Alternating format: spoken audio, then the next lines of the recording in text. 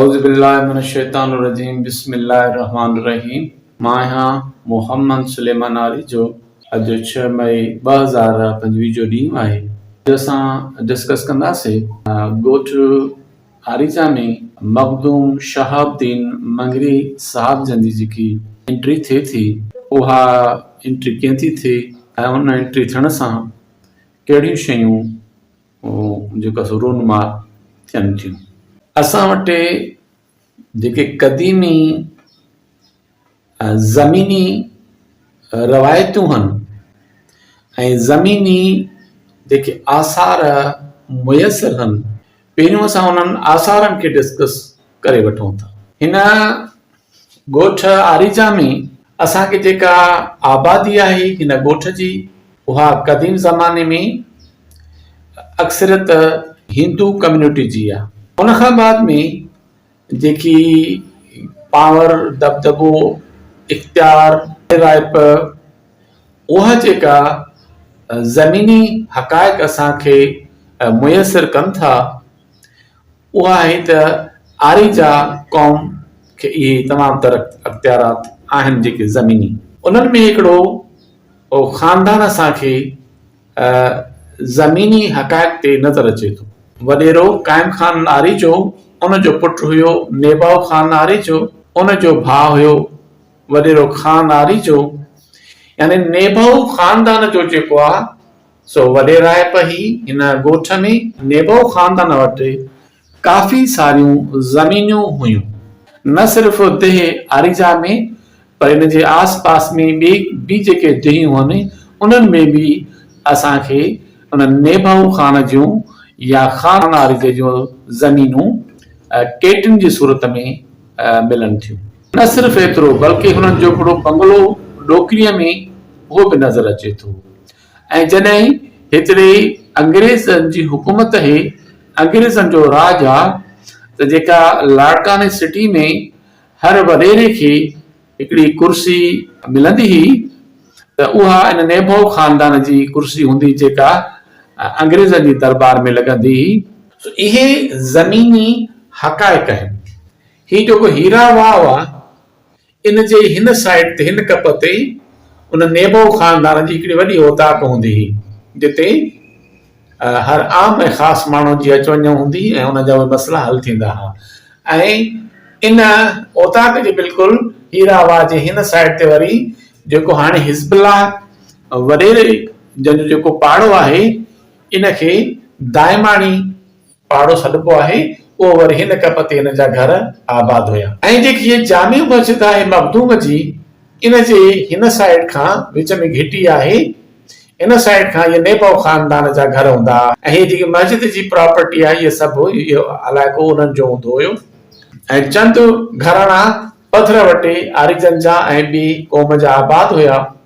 कुझु आरीजन जा कबाइल, हे जेको मोचीअ वारो खूह हूंदो हुयो, इन तरफ़ आबाद हुया। कुझु आरीजन जा कबाइल, हे जेको जाड़ा खूह आहिनि, इन जे आस पास खूह आहिनि, उते आबाद हूंदा। घणेई आरीजा पंहिंजे ज़मीनुनि ते, पंहिंजे खूहनि ते आबाद हूंदा हुआ। मोहम्मद मूसा आरी जो जंहिंजो जेको पाड़ो हुयो, उहो कुंभ जे हिन तरफ़, जिते हींअर मौजूदु थाणो आहे, इन तरफ़ वणे ते आबाद हुयो। ठारो खान आरीजे जो जेको कबीलो आहे, उन सां गॾु ॿी कबीला जेके लॾे आया हुआ, उहे वरी न पकी खुईअ वटि, नरसीअ वटि आबाद हुया। ऐं सेलर आहे जेको हिन वक़्तु हुन जे बैक साइड में जिते मुसाफ़िर जी मज़ार आहे, हिते खान साहब आरीजे जो पुराणो कबीलो, वरी हिते इहे राज पज़ीर हुया। ऐं शागाणी जो जेको पाड़ो आहे आरीजा क़ौम जो, उहो पंहिंजे जेको आहे शागाणनि वारा जेके ॾेरनि वारा खूह हूंदा, उते उहे आबाद हूंदा हुआ। बाक़ी चंद नेबाउ ख़ानदान जा घर, दाइमानी आरीजन जो पाड़ो ऐं घणेई आरीजन जो पाड़ो, ऐं प्लस में हिंदू कम्यूनिटी, इहे इन शहर में राज पज़ीर हूंदा हिन ॻोठ में। बाक़ी ही जेके ॿी आरीजन जा कबाइल हूंदा, उहे शिड़ विछड़ हूंदा। ज़मीनी हक़ीक़तूं जेके आहिनि, उहे जॾहिं नुमाया थियनि थियूं, त उन में महसूसु थिए थो त जेको वॾेरो नेबाउ ख़ान आहे, उन्हनि हिते जेको आहे सो जेकी हींअर जामे मस्जिद आहे, इन जी अदावत कराई। उन खां पोइ उन्हनि इरादो कयो त कंहिं इल्म माण्हूअ खे, दीनी बुज़ुर्ग खे मुक़ररु कजे, जेको इहे दीनी जेकी तालीमात आहे उहा जेको आहे उहा ॾे ऐं दीन जी प्रचार करे। लाड़काणे में जामिया मस्जिद सुरिया पधर ते आहे। उन वक़्तु उन्हनि खे मालूम थियो त हिकिड़ो शहाबुद्दीन मंगरियो आहे जेको पंहिंजो ख़िदमत हिन मस्जिद में ॾेई रहियो आहे। नेबाऊ ख़ानदान वारनि सां राब्तो कयो ऐं उनखे दावत ॾिनी त तव्हां असांजे मस्जिद में अची पढ़ायो ऐं मखदूम शहाबुद्दीन मंगरे साहब जन उन जी दावत खे क़बूल कनि था ऐं हू आरिजा ॻोठ में अची करे ऐं जेका सो मुतवली आहे उन जामे मस्जिद में उहो शुरू कनि था। हिकु त असां वटि जेकी ज़मीनी जेकी तारीख़ आहे, ज़मीनी जेके हक़ाइक़ आहिनि, हिकु त असांखे इहे महसूसु थियनि था। न सिर्फ़ु नेबाऊ ख़ानदान जन इहा मस्जिद ठाराई, मस्जिद जो प्लाट ॾिनो ऐं ॿियो बि न सब रिलेटेड जेके बि आहिनि उहो ॾिनो। उन सां गॾु हिन वक़्त ताईं ज़मीन जा चंद जरेब आहिनि जेके इन मस्जिद खे हिन वक़्त ताईं डोनेट थियल आहिनि ऐं उन जे पैसे मां इन मस्जिद जेको आहे सो देखभाल थींदी आहे ऐं उन ज़मीन जो तालुक नेबाऊ ख़ानदान सां ई आहे जेका वक़ुफ़ थियल आहे जामे मस्जिद जे लाइ। हिते हिकिड़ो तारीख़ी पस मंज़र आहे ॿिनि दीनी शख़्सियात जे विच में। पहिरीं दीनी शख़्सियत आहे नूर मोहम्मद आरिजो, जेका असां वटि आरिजा क़ौम जो हिकिड़ो पाड़ो आहे सोदाई। उन नूर मोहम्मद आरिज जो तालिक़ उन पाड़े सां आहे। संदसि नालो त हुयो नूर मोहम्मद आरिजो, पर हुनखे जेका शोहरत मिली सोसाइटी में, मुआशरे में, उहो मोहम्मद आरिज बि हवाले सां हुन जेको शोहरत माणी मुआशरे में। ऐं न सिर्फ़ु एतिरो बल्कि जेके आम रवायतूं आहिनि माण्हुनि खां सीना बसीना ऐं इवन चंद मुख़्तसर किताबनि में त उनखे इहो बि एज़ाज़ हुयो मोहम्मद आरिजवी साहब खे त उनखे उस्ताद कुल जो लक़ब मिलियल हुयो। ॿी शख़्सियत असां वटि मखदूम शहाबुद्दीन मंगरे साहब जन जी, जिन खे नेबाऊ ख़ानदान जन इनवाइट करे वठी आया पंहिंजे मस्जिद जी ख़िदमतूं ॾियण जे लाइ। ऐं इहो तव्हां असांजे ज़हन में हुजे त आरिजन जा हे क़बाइल अञा बि हिन स्पॉट खां उहो ॿाहिरि उहो राश पज़ीर आहिनि। उन्हनि जी एंट्री उनजी नथी आहे हिन शहर जे अंदरि। कुझु तारीख़ दाननि जो ख़्यालु आहे त मखदूम शहाबुद्दीन हिते आयो ऐं हुनजी ही सभु ज़मीनूं हुन जूं हुयूं ऐं पोइ हुन वरी हिन सभिनि माण्हुनि खे जेके आरिजा क़ौम जा मुख़्तलिफ़ क़बीला इर्द गिर्द वेठा हुया उन्हनि खे दावत ॾिनी। कुझु क़बीला अची हुनजे मखदूम साहब सां हिन साइड ते अची वेठा ऐं कुझु क़बीला उहो वाहण वारे पासे ते अची वेठा। अहिड़े हवाले सां हिन ॻोठ जो जेको बुनियाद आहे उहो मखदूम शहाबुद्दीन मंगरे साहब जन विधो। पर जीअं डिस्कस कयूंसीं जेके ज़मीनूं हक़ाइक़ हुयूं इन खां पहिरियां त उहे इन जी मुखालफ़त में आहिनि ऐं उहा मुनासिबत महसूस थिए थी। किन मौक़िक़नि मखदूम साहब खे जेको आहे सो 1696 में या 1698 में ॿुधाइनि था त हुन जी विलादत बासादत थी आहे ऐं 1751 में मखदूम शहाबुद्दीन उहो वफ़ात करे वियो आहे हिन जामे मस्जिद में ख़िदमतूं ॾींदे। ऐं उन खां पोइ वरी उहे तारीख़ जा अहिड़े इल्म माण्हू मोहम्मद आरिजवी जी एंट्री कराइनि था मखदूम साहब जे वफ़ात खां पोइ हिन साॻियो जामे मस्जिद में 1752 खां पोइ उहे वरी अची हिते ख़िदमतूं पंहिंजूं ॾियनि था। हालांकि ॾिठो वञे त इहा तारीख़ी हिकिड़ो नाइंसाफ़ी आहे ऐं तारीख़ी वॾो हिकिड़ो ख़ाल ऐं झोल थो महसूसु थिए। छाकाणि हींअर असां 2025 में मौजूदु आहियूं ऐं 2025 में मखदूम शहाबुद्दीन साहब जो जेको आहे उहो उर्स मल्हायो वियो आहे। उहो हुयो 108 साल मल्हायो वियो आहे हिन वक़्त ताईं ऐं उन हिसाब सां साहब जंहिंजी वफ़ात बि थी उहो 1917 थी बि ऐं छाकाणि त उन्हनि मौक़िक़ीन उनजी उमिरि 55 साल ॼाणाई आहे त 1917 में हुनजी वफ़ात थिए थी 108 उर्स मल्हाइण जी निस्बत सां ऐं उहो अमलन हिकिड़ो प्रूफ आहे त हुनजी जेकी विलादत बिहे थी उहो 1862 में थी बि ऐं इहो जेको टाइम पीरियड आहे इहो मुनासिबत रखे थो ऐं मैच करे थो इन सभिनी हक़ाइक़ सां जेके वरी मखदूम साहब ॾांहुं मनसूब तन माण्हुनि वठी करे जेतिरा आहे थो इन सां इहा तारीख़ मुनासिबत रखे थी। यानी अंग्रेज़नि जो जेको दौर उहो थोरी शुरू थी चुको आहे। इन जे दौरान मखदूम साहब जी एंट्री थिए थी जामिया मस्जिद में ऐं उन खां पोइ इहो माहौल जुड़े थो। ऐं नूर मोहम्मद आरिजवी साहब जेको आहे उहो मखदूम साहब खां आगाटो आहे। उन्हनि जो जेको ज़िक्र आहे उहो मिले थो मुख़्तलिफ़ आलमनि खां, त उहो अॻु जो महसूस थिए थो तारीख़ी हक़ाइक़ सां। ऐं उनजी जेकी विलादत अंदाज़नि जेका उहा बिहे थी, छाकाणि हुन हिकिड़ो किताब लिखियो जेको लिखियो 1130 हिजरीअ में।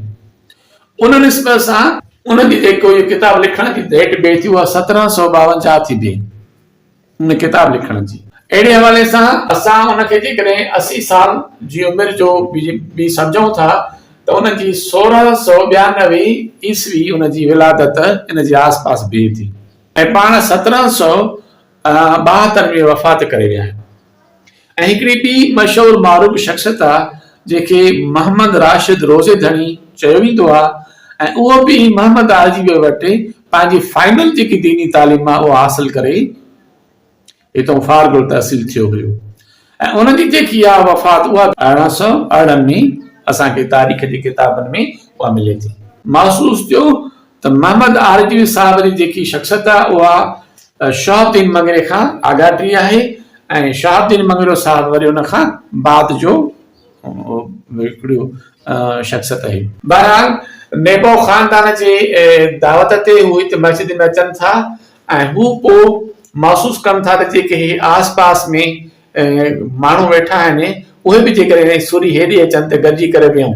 ऐं इहो गॾिजी विहण वारो जेको माहौल आहे, गॾिजी विहण वारो माहौल यकीनन इन जे लाइ जेको माहौल उहो कारसाज़ हुयो उहो अंग्रेज़नि जो माहौल कारसाज़ हुयो। छाकाणि अंग्रेज़ जे दौर में ई अमन अमान हूंदो हुयो ऐं इन खां पहिरियों मीरनि जी हुकूमत हूंदी हुई। त जॾहिं क़दीम ऐं पुराणनि माण्हुनि खां पुछा कई वई त तव्हां एॾे झंगनि में बरनि में ऐं ॿाहिरि शहरनि जे आबादी खां ॿाहिरि तव्हां छो रहंदा हो, त उन्हनि काफ़ी पंहिंजूं हक़ीक़तूं बयानु कयूं। उन्हनि ॿुधायो सभ खां पहिरियों इहो मसइलो हूंदो त जेकॾहिं असां की अचण वञण वारी सड़क या रोड या रस्ते ते जेकॾहिं वेझो आबादी हूंदी त मीरनि जा जेके सिपाही हूंदा उहा ईंदे वेंदे असां खां लुटे फुरे सामान खसे वेंदा। हिकिड़ो इहो मसइलो हूंदो, इन करे असां शहर में या मेन रोड रस्ते जे भरिसां न वेहंदासीं बल्कि परे परे ऐं जंगल में वेहंदासीं ताकि जीअं हुननि जे नज़रुनि खां दूर हुजूं।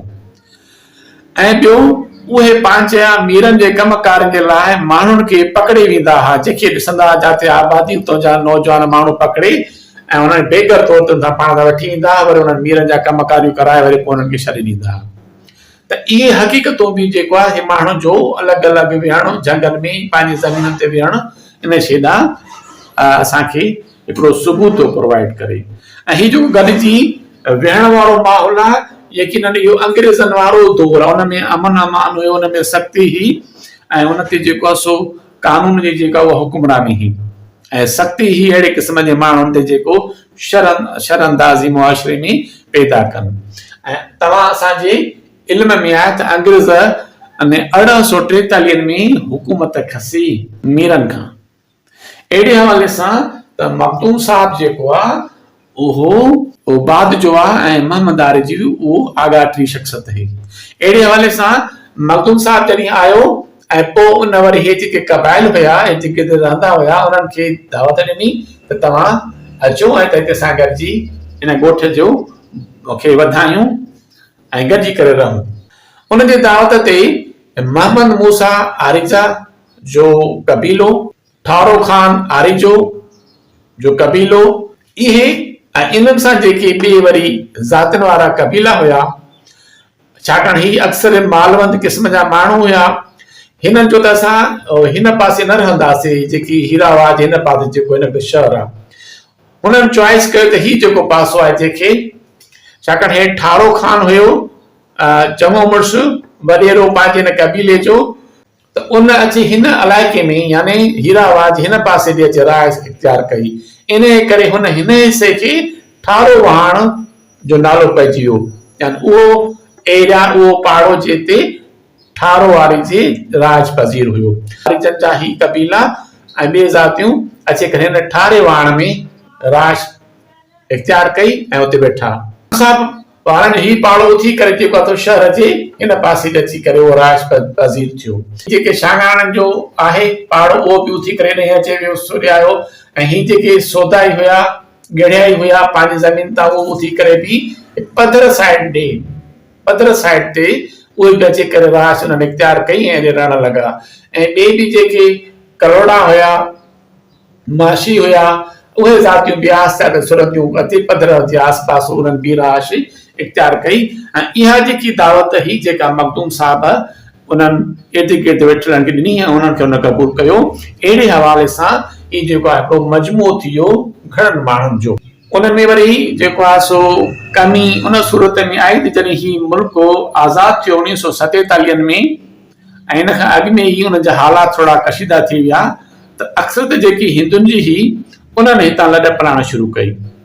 इन खां आज़ादी खां अॻु में ई काफ़ी माण्हू जेको आहे सो हिन ॻोठ खे ख़ुदा हाफ़िज़ चई करे हिन खे छॾे विया ऐं काफ़ी वरी जेको आहे सो माण्हू जेके 1947 में सभु कॉलोनियुनि जा ॿ हिसा थिया, हिकिड़े खे पाकिस्तान ॿिए खे हिंदुस्तान जी शोहरत मिली। तो इन जे करे माण्हू काफ़ी सरायताऊं लॾ पलाइण करे हलिया विया।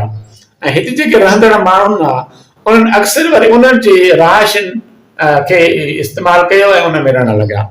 अहिड़ी तरह सां ॾिसंदासीं त असांखे हिन जेके ठारो खान वारो जेको इलाइक़ो आहे हिन में बि काफ़ी जेको हिंदुनि जा बंगला महल माड़ियूं हूंदियूं जेके बाद में हितो जे रहंदड़नि पंहिंजे इस्तेमाल में आंदियूं या त उन्हनि खां वरितियूं या जेकॾहिं उहो छॾे विया त वरी उन्हनि उन में रहणु इख़्तियार कयो। अहिड़े हवाले सां इन इलाइक़े में बि काफ़ी जॻहियूं आहिनि जेके उन हिंदुनि सां उनजो तालुक़ु हुयो या त हू खपाए विया या जेकॾहिं छॾे विया त पोइ हितां जे माण्हुनि उन में राश इख़्तियार कयूं। अहिड़े हवाले सां ही हुयो असांजो जेको अॼु जो क्लिप जेको असां डिस्कस कयोसीं त मखदूम साहब जी एंट्री ऐं माण्हुनि खे दावतनामो ऐं माण्हुनि उन दावतनामे खे क़बूल कयो।